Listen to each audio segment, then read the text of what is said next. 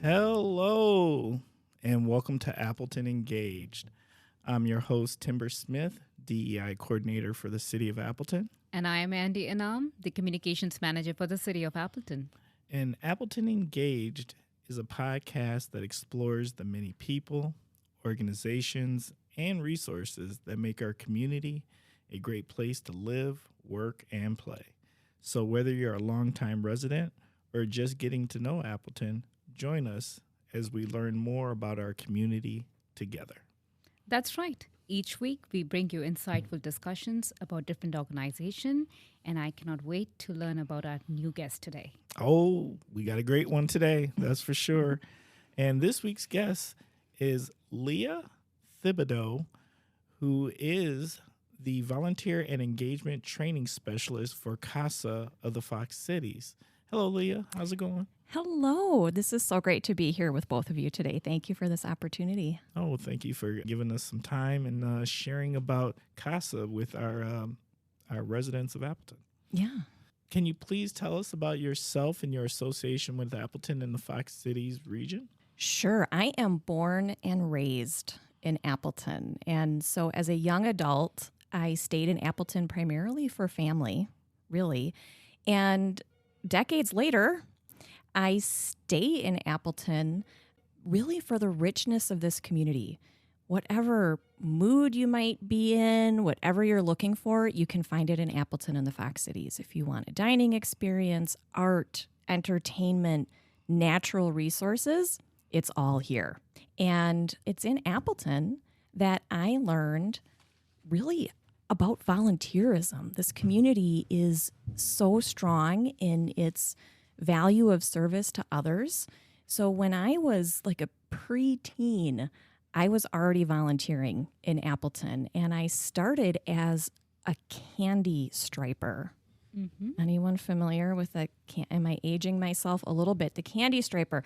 We were called candy stripers because of the little red and white striped uniform that we had to wear when we would serve in the hospital. So I was volunteering at Appleton Medical Center, now at Theta Clark Appleton. Is it Theta Care? Theta Care now, yep.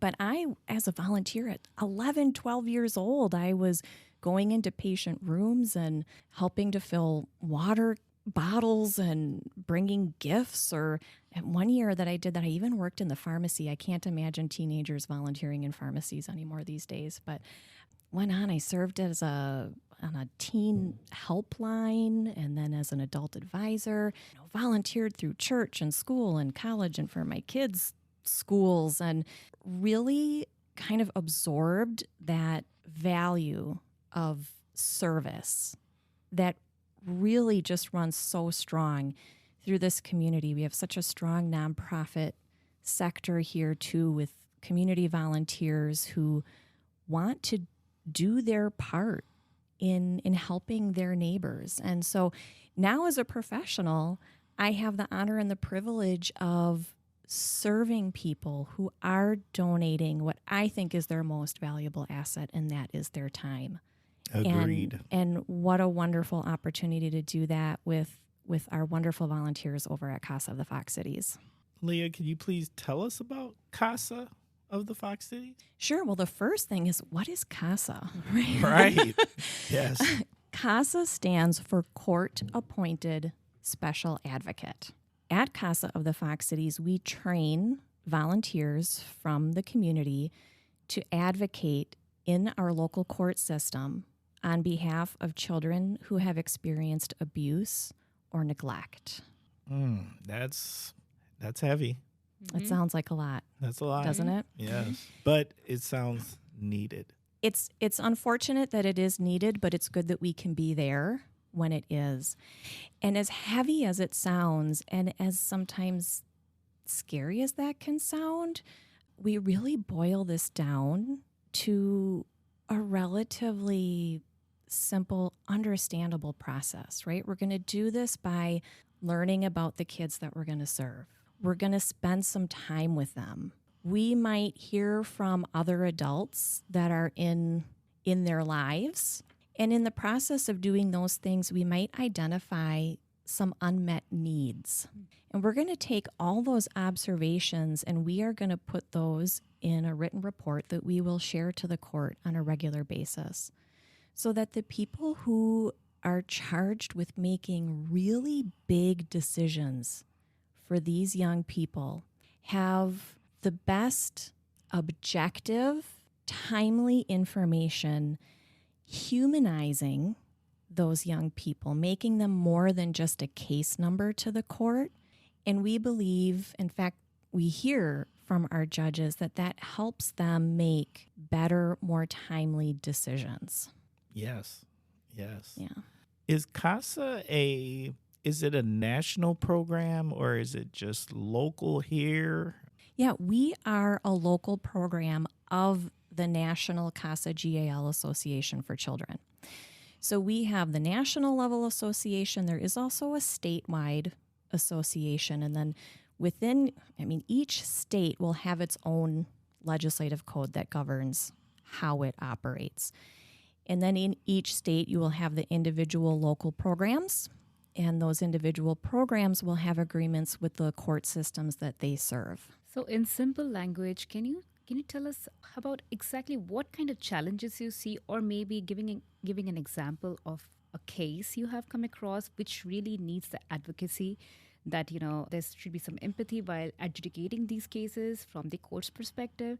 So can you give us a local example of what you have seen and how the impact has been powerful so far? Well, I can't get into case specifics, but I can tell you that kind of across the board, something that our advocates will experience is the snail's pace of the court system. Sure. Right?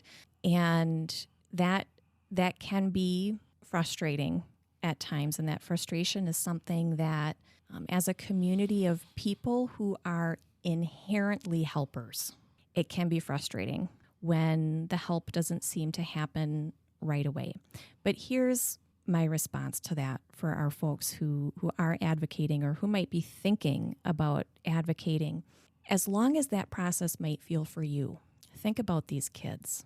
These kids are in this process. These kids are in the system, as we hear it referred to. And so as long as that child has to be in the system, shouldn't they have someone in it with them? Right. Yes. And when we have the ability to be that person, if a child is removed from their parental home, they will have on average 7 different placements. Wow. That's 7 different homes, 7 different sets of adults, perhaps 7 different sets of other children, maybe 7 different schools. That is a lot of change for anyone, much less these young people. So the opportunity to be a consistent, positive adult in their life, to say, you know what, as long as you are in it, I'm here in it with you. That creates the building blocks, those seeds of resilience that we know can really help overcome the long-term effects of that trauma. So there's some pretty strong relationships that get built, it sounds like, through this. There sure can be. And oftentimes, most of the times, we see that. We see some really wonderful relationships. I have a great example I can share with you in a few minutes here, but I also want to say that relationship is not a guarantee. The children that we're working with have experienced trauma. And so we do not come into our service with giving them the emotional burden of making us feel good by wanting to spend time with us. Right. The listeners can't see, right? But we've got on the table in front of us some of the activities and things that our advocates have available to them as resources to bring when they're visiting the kiddos, to kind of create some fun, maybe even some distraction, because sometimes conversation rolls easier when we're a little bit distracted, right? Right. Just to give an idea what was brought, just so we can understand. And I love the fact that you brought like actual tangible things, because I'm visual. We've got coloring books with crayons. We've got like conversation dice. We've got finger puppets. We've got board games. And these all seem like really good, maybe like rapport builders or icebreakers. Right, exactly. And our advocates have access to our entire resource room, which is over in our office, and it's filled with all kinds of games and activities that they can come pick up, grab a CASA bag, bring that along with them. And oftentimes we see the kids, they see that bag come into the door before they even see the advocate. Like, what's in the bag? What are we going to play with today, right? So that can be really fun. But sometimes we don't have that level of engagement. Sometimes someone might not be super excited about what's coming through the door, right? And that's okay. We want young people to be in control to the extent that they can, because they don't have control over so many things in their lives. And we can continue to be very successful advocates, even if we're not getting out the coloring books and the finger puppets and things like that. That does not mean that we are not continuing to learn about them, hear from people about how they are experiencing things, and making sure that that information is shared with people who do have the big responsibility of making some of those tough decisions. So these kids go through various degree of trauma, and that's why, you see different kind of emotions from them. So how you actually see, how you reach out to these kids? Is it like through an organization? I mean, CASA reaches out through something, or, you identify the cases that, we need to interact with these kids. So how does this given? How does that even happen? Yeah, right? how's the connection made? Yeah. Exactly. Yeah. So we are court appointed, right? I see. So what will happen is if it has been found, if a judge has determined that a child has been abused or neglected, they open up a specific kind of court case. It's called a CHIPS case, Child in Need of Protection and Services. And once that case is open, in Outagamie County, because this can be different depending on your local program, in Outagamie County, once that case is opened, at any time after that, a CASA can be appointed. But we must be requested. So the parent's attorney, the district attorney, who's trying the case for the state, sometimes the judge themselves. Someone will say, I really think CASA would be beneficial to this case. And the judge will hear any arguments about that, and the judge ultimately makes the decision as to which cases we will be appointed. So then basically they sign a piece of paper, they snail mail it to our office, and a couple days later we'll receive that, and then our internal process is set in from there. What's like the standard age range of the youth that you work with?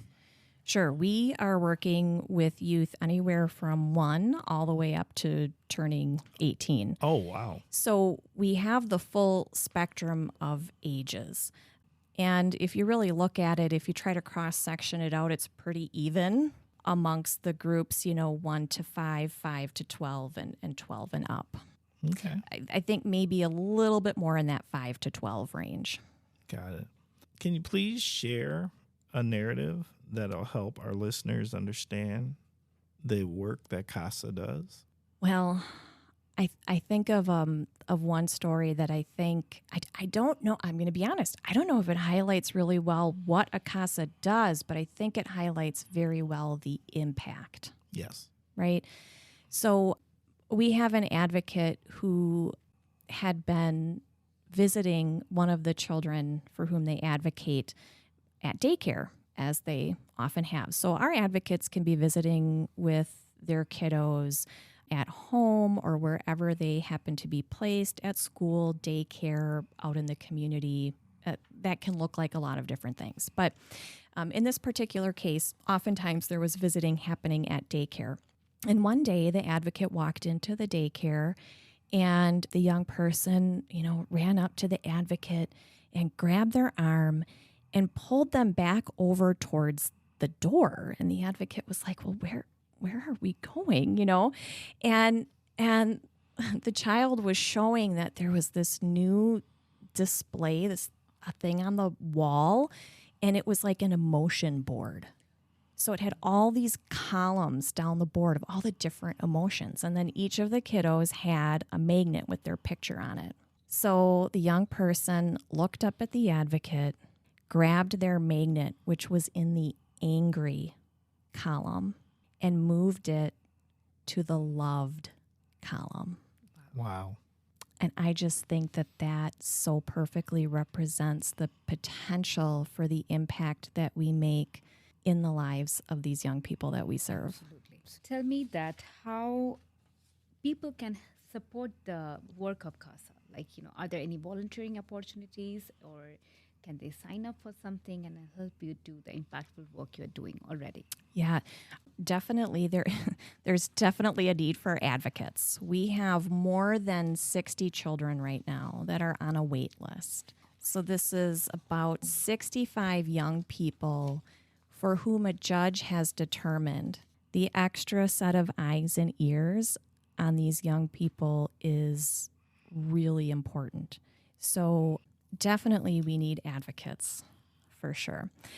Other ways that you can partner with us and help support us, tell a couple of people what you heard today. If everyone who listens to this just tells 2 people, I mean, that's really helping to spread the message. We've been an organization since 2012. We've been serving kids since 2014. But even after those, 10 years, so many people are completely unaware that we are even here, or maybe they've heard of us, but they're not really sure what we do. So sharing the word would be great. You can follow our social media, follow our Facebook page, CASA of the Fox Cities. That will keep you up to date on all the things that are going on.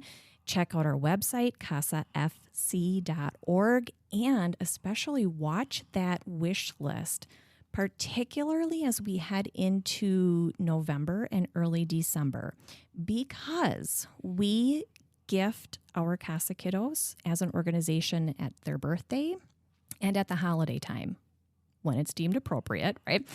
But our advocates will have the opportunity to submit a wish list gift item. So this will be an item, $20, $25 or so. And so we'll have an Amazon wish list, and community members are able to go and help pick up some of those items to make sure that those CASA kiddos get a gift at the holiday time that they would really appreciate. So check that out. Oh, that's just awesome, actually. Yeah. I can't stop smiling about that. I just think that's amazing. It's a lot of fun. We have a big holiday event, then advocates can come in and pick those up, and we'll have a group of elves helping to wrap too. It's a really good feeling kind of event.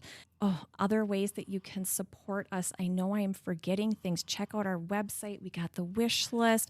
We have an event coming up, our big annual fundraiser. It's called Casablanca, and that is actually happening just about a week or so from when we are recording this podcast today, September 15th in 2023. Again, you can see details and updates about that on our Facebook page. And what am I forgetting? Oh, I think you've done a great job of covering a lot of things, but I got a question. Yeah.